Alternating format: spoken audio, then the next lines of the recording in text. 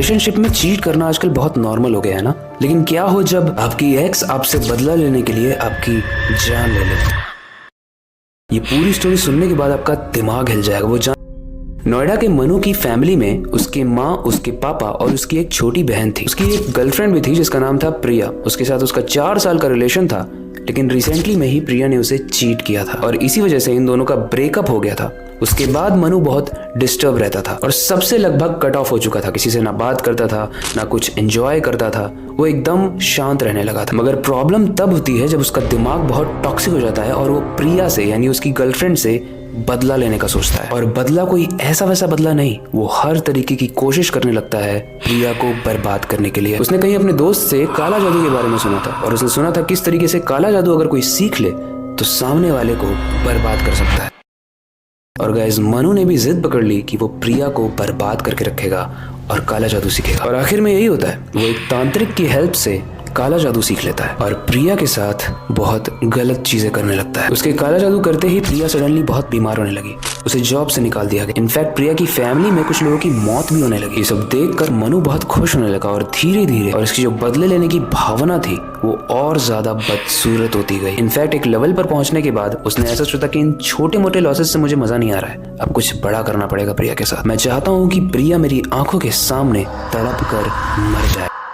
मगर वो एक चीज भूल गया था कि इस दुनिया में जो एक चीज है जो सबके लिए काम करती है वो है कर्मा। जैसा आप करोगे वैसा आप भरोगे। वो प्रिया पर मरण क्रिया करने का ट्राई करता है, यानी काले जादू की दुनिया का सबसे खतरनाक तंत्र। लेकिन इसका थोड़ा सा उल्टा असर भी होता है और धीरे धीरे करके मनु की भी हालत बिगड़ने लगती है। वो अब हर रोज अपने रूम में तंत्र मंत्र और काला जादू करने लगता है। इसी का पता उसकी बहन को लग जाता है क्योंकि उसका रूम मनु के साइड में था। और एक रात वो मनु के रूम से अजीब सी आवाज सुनकर मनु के रूम में आती है, जिसके बाद उसे कुछ ऐसा दिखता है जिसे देखने के बाद वो डर से थरथरा जाती है। उसने देखा कि मनु एक स्क्वायर चौक बनाकर उसके पास बैठा है। 5 दिए जल रहे हैं, बीच में एक ह्यूमन स्कल है, असली ह्यूमन स्कल, और वहां पर एक खून से भरा हुआ बोल है जिसमें वो साधना कर रहा है। वो ये देखने के बाद भी कुछ बोल नहीं पाती क्योंकि उसके लिए वो सब दृश्य काफी ज्यादा शॉकिंग था।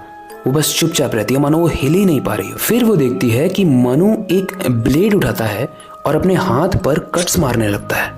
1 2 3 फिर अगेन कट। मनु के हाथ से खून भी बह रहा है, लेकिन मनु को ऐसा कुछ फील ही नहीं हो रहा है, मानो उसे कोई पेन ही ना फील हो रहा। अब ऐसा दृश्य देखने के बाद उसकी बहन बहुत डर जाती है और वो बहुत तेजी से चिल्लाती है, जिससे पूरे के पूरे फैमिली मेंबर्स वहाँ पर इकट्ठे हो जाते हैं। सब लोग वहाँ से मनु को उठाकर पास वाले मंदिर में ले जाते हैं और उसके हाथ से बह रहे खून को रोकने की कोशिश भी करते हैं। घर वाले समझ जाते हैं कि ये सब तंत्र मंत्र वाला खेल है, तो किसी तांत्रिक को ही बुलाकर मनु का इलाज कराना पड़ेगा। मगर कोई भी मौलवी, तांत्रिक, पंडित उसका इलाज नहीं कर पाया क्योंकि मनु के ऊपर मनु का ही काला जादू भारी पड़ रहा था। जो मरण क्रिया कर रहा था वो उसने अच्छे से नहीं की, जिसकी वजह से वही मरण क्रिया अब मनु के ऊपर हावी हो रही थी। लेकिन फिर भी कुछ दिनों के बाद एक मौलवी मिलता है जो इसका इलाज ढूंढता है। अपने ताबीज पर कुछ तांत्रिक विद्याओं को पढ़कर वो मनु के हाथ में बांध देता है। कुछ दिन तक मनु ठीक भी रहता है, मगर एक दिन जब उसकी बहन उसके रूम में जाती है तो वो देखती है कि मनु का सर उसके धड़ से अलग नीचे गिरा हुआ है और वो ताबीज जो उस मौलवी ने दी थी